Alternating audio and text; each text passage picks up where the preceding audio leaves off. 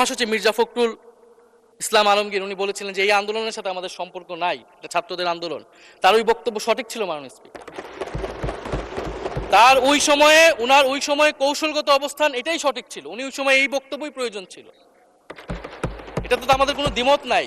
মাননীয় স্পিকার, আমাকে DGFI, DB, SB, বাংলাদেশের হেন কোনো গোয়েন্দা সংস্থা নাই যারা আমাকে ইন্টারগেশন করেছে, টর্চার করেছে এবং একটা কথা বারবার বলানোর চেষ্টা করেছিল যে এই আন্দোলন বিএনপি জামাতের আন্দোলন, যারা আগুন লাগিয়েছে তারা বিএনপি জামাতের সন্ত্রাসী। এটা একবার তোমরা শুধু বলো।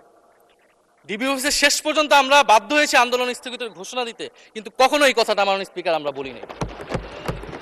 ফ্যাসিবাদ বিরোধী রাজনৈতিক দলের নেতাকর্মীকে আমরা আন্দোলনের সময় থেকে এখন পর্যন্ত কখনো আমরা অস্বীকার করিনি।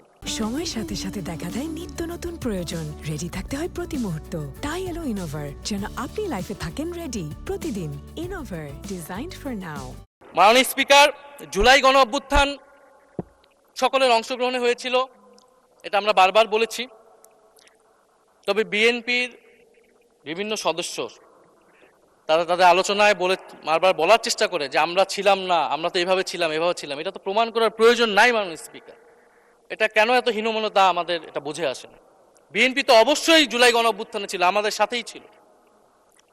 এবং সেই সময়ের একটা উক্তি বিএনপির, কিন্তু একটা জায়গা আমরা ফারাক করতে চাই যে এই গণ অভ্যুত্থান কোনো দলীয় আন্দোলন নয়।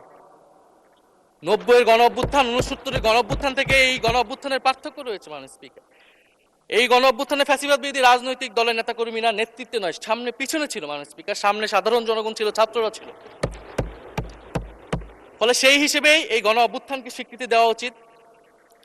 এখন যদি বলা হয় যে অমুকের নেতৃত্বে এই গণ অভ্যুত্থান হয়েছে, আমাদের লোকেরা এই গণ অভ্যুত্থান করেছে, এটা মাননীয় স্পিকার এই গণ অভ্যুত্থানের সাথে যারা সাধারণ মানুষ নেমেছিল, যারা শহীদ হয়েছে, তাদের সাথে মাননীয় স্পিকার বিশ্বাসঘাতকতা করা হবে।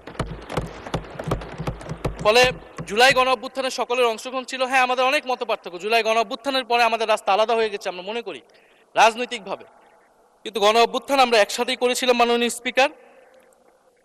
এবং আমি দুইটা কোটেশন বলতে চাই মাননীয় স্পিকার। 7ই আগস্টে নয়াপল্টনের সমাবেশে জনাব তারেক রহমান ভার্চুয়ালি যুক্ত হয়ে বলেন, 1971 ছিল স্বাধীনতা অর্জনের আন্দোলন, আর 2024-এর আন্দোলন হলো সেই স্বাধীনতা ও সার্বভৌমত্ব রক্ষার আন্দোলন। এই আন্দোলনে অংশ নেওয়া প্রতিটি ছাত্র জনতা আজ থেকে নতুন দিনের মুক্তিযোদ্ধা।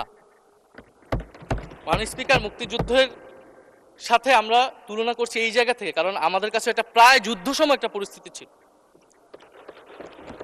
6 আগস্ট বঙ্গভবনে আলোচনা শেষে ব্রিফিংয়ে মির্জা ফখরুল ইসলাম আলমগীর বলেন, ছাত্র জনতা বুকের রক্ত দিয়ে আমাদের নতুন এক সকাল উপহার দিয়েছে। বাংলাদেশ আজ দ্বিতীয়বার স্বাধীন হলো। এই স্বাধীনতা আমাদের রক্ত দিয়ে রক্ষা করতে হবে মাননীয় স্পিকার। আমরাও বলি রক্ত দিয়ে রক্ষা করতে হবে।